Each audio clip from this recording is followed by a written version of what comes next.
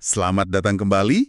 Oke, kali ini kita langsung aja ya. Kita bedah satu sumber yang, wah, ikonik banget. Kutipan dari Ketua Mao Tse-tung. Ada mungkin lebih kenal sebagai buku merah kecil. Isinya tuh kumpulan pernyataan Mao, ya dari pidato, tulisan antara tahun 1927 sampai 1964 lah. Betul. Buku ini kan dicetak gila-gilaan ya, miliaran eksemplar. Terutama pas revolusi kebudayaan di Tiongkok, itu sekitar 1964 sampai 1976 lah. Seringnya kita lihat yang sampul merah menyala itu, ukuran saku. Nah, misi kita sekarang, kita coba saring nih, apa sih inti pemikiran di dalamnya? Langsung dari teksnya ya, biar paham kenapa dulu ini bisa begitu berpengaruh. Siap ya? Siap. Menarik banget kalau kita lihat di kata pengantar edisi kedua, itu dari Lin Piao, Desember 1966. Di situ tuh jelas banget tujuannya.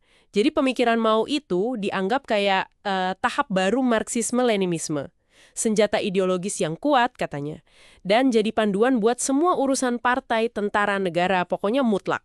Wah, semua urusan ya? Iya, bahkan tugas paling mendasarnya itu disebut mempersenjatai pikiran rakyat pakai pemikiran Mao ini. Dijadiin semacam, ini kutipannya nih, bom atom spiritual. Bom atom spiritual. Dalam ya istilahnya. Itu aja udah nunjukin betapa sentralnya ideologi ini diharapkan waktu itu. Oke, kita mulai dari fondasinya deh. Bab 1, soal Partai Komunis. Itu gimana posisinya di buku ini? Perjuangan kita adalah Partai Komunis Tiongkok. Gitu. Terus ditegaskan lagi, kalau nggak ada partai revolusioner yang basisnya teori Marxis-Leninis kayak gini, revolusi nggak bakal sukses. Jadi partai itu segalanya ya intinya? Bisa dibilang gitu. Ada 3 senjata utama yang disebut. 1, partai yang disiplin. 2, tentara di bawah pimpinan partai. 3, front persatuan. Ini kayak aliansi luas gitu ya, tapi tetap di bawah pimpinan partai juga. Ujung-ujungnya partai lagi. Oke. Partai jadi porosnya. Nah, terus ada konsep yang juga sering dibahas nih. Perjuangan kelas. Itu di bab 2 kan ya? Gimana tuh penjelasannya? Betul, bab 2. Ini juga lugas banget. Dikatakan gini, perjuangan kelas, beberapa kelas menang, yang lain tersingkir. Begitulah sejarah. Ada penekanan kuat kalau semua pemikiran itu pasti ada cap kelasnya. Nggak netral gitu. Terus penting banget buat misahin mana kawan, mana lawan revolusi. Harus jelas. Tegas banget ya pemisahannya. Iya, dan revolusi itu sendiri digambarin bukan kayak pesta makan malam atau nulis esai yang halus gitu, bukan. Mengutip langsung dari teksnya nih, revolusi itu sebuah pemberontakan, suatu tindakan kekerasan di mana satu kelas menggulingkan kelas lain. Nah ini penting ya, ini perspektif langsung dari teksnya, bukan interpretasi kita. Iya. Sangat eksplisit soal kekerasan sebagai alat ya. Ini nyambung nggak sih sama pandangan soal kekuasaan dan perang di bab-bab berikutnya? Saya ingat banget kutipan soal laras senapan gitu. Oh, nyambung banget. Kutipan dari bab 5 itu kekuasaan politik tumbuh dari laras senapan, itu kan terkenal sekali. Dan ini diperkuat lagi di bab 6, ada konsep menarik, macan kertas. Ini buat ngegambarin semua reaksioner, musuh revolusi gitu. Macan kertas? Maksudnya? Maksudnya, mereka itu kelihatannya aja serem, kuat gitu, tapi sebenarnya rapuh kalau dilihat jangka panjang. Karena mereka dianggap terpisah dari rakyat, nggak punya basis massa. Oke. Jadi kayak tampak kuat, tapi sebenarnya nggak sekuat itu. Nah, tapi ada tapinya. Meski dibilang macan kertas secara strategis jangka panjang, secara taktis jangka pendek, mereka itu tetap dianggap macan sungguhan. Oh gitu. Iya, jadi harus dihadapi dengan serius, diperhitungkan kekuatannya, nggak boleh diremehin. Jadi ada semacam dualitas ya, optimis jangka panjang tapi waspada jangka pendek. Ada pragmatismenya juga ternyata. Menarik. Jadi nggak cuma ideologi kaku ya?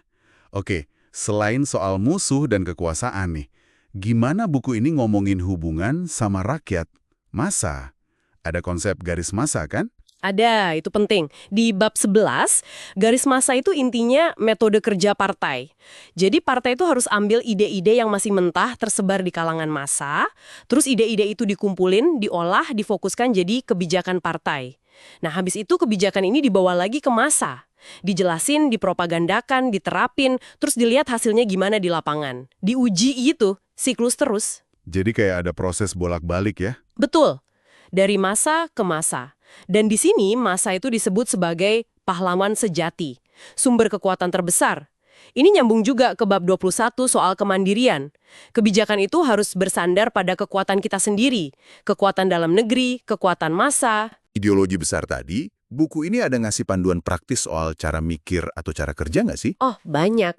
Bab 22 sama 23 itu fokus ke metode berpikir dan kerja. Misalnya di bab 23 ada penegasan, tanpa penyelidikan tidak ada hak untuk berbicara. Wah, itu dalam tuh. Maksudnya, sebelum ngomong atau bikin kebijakan, harus investigasi dulu kondisi nyatanya gimana. Nggak bisa asal ngomong atau ngawang-ngawang. Harus turun, lihat langsung. Terus bab 22 itu bahas pentingnya analisis kontradiksi. Katanya, dalam segala hal itu pasti ada kontradiksi, dan itu yang harus dianalisis. Lalu ada bab 27 soal kritik dan otokritik. Ini penting buat jaga kemurnian partai katanya. Dan bab 33, belajar itu harus dari praktek, nggak cuma dari buku teori. Lengkap juga ya ternyata isinya. Oke deh, kalau kita coba rangkum sedikit nih dari obrolan kita. Intisari dari buku merah kecil ini apa dong? Ya, intinya gini nih, buku ini tuh semacam panduan lengkap, ya versinya mau, tentunya, tentang gimana partai komunis itu harusnya memimpin revolusi, terus bangun sosialisme, dan ya mempertahankan kekuasaan. Fokus utamanya jelas. Supremasi partai yang nggak bisa diganggu-gugat, perjuangan kelas yang harus jalan terus, mobilisasi massa pakai cara garis massa tadi, pentingnya punya tentara sendiri, kemandirian bangsa, dan juga metode-metode kerja dan berpikir yang khas, kayak investigasi, analisis kontradiksi, kritik otokritik. Oke, nah sekarang buat Anda yang lagi dengerin nih, apa artinya semua ini buat Anda? Ya, paling nggak dengan memahami ide-ide kunci di buku merah kecil ini, Anda jadi punya lensa tambahan lah ya buat melihat gimana sih sebuah ideologi besar itu dalam hal ini pemikiran Mao berusaha membentuk sebuah negara, masyarakat. Anda jadi bisa lihat dinamika internalnya soal disiplin, kritik, hubungan pemimpin sama massa, seperti yang digambarkan di teks ini. Iya, dan mungkin sebagai penutup ya, ada satu hal yang bisa jadi bahan renungan buat Anda. Buku ini kan tadi kita bahas ya, sangat menekankan perjuangan yang nggak ada habisnya. Kontradiksi, transformasi terus-menerus.